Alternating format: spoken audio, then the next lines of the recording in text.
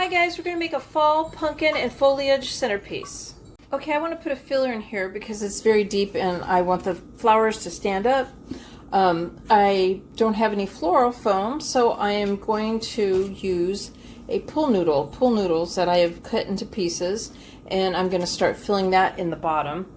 I laid out my flowers and my leaves and stuff, and some of the flowers I might separate some of the leaves just so they're not bundled up so tightly and I can balance out my display more.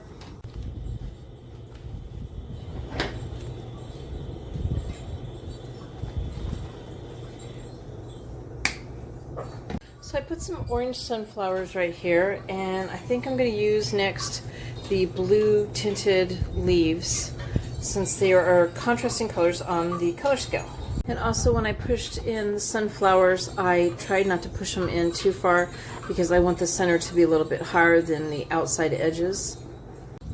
So I put the tall daisies towards the center of the arrangement, and also the leaves I put in the center of the arrangement, but I made them tall. I cut them taller instead of shorter. As I went outward, I started cutting the stems smaller and also sticking them down in deeper.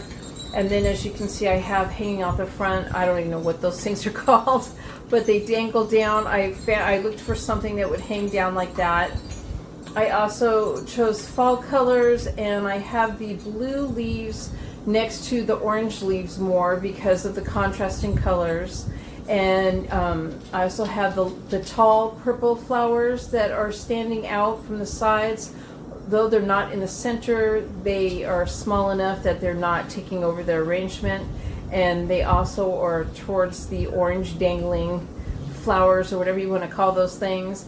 And then I stuck some red leaves within it too, to bring out a little bit more color. And so there you have my fall pumpkin arrangement. And I hope you guys like this video. Please give it a thumbs up and subscribe to my channel. And thank you guys for watching.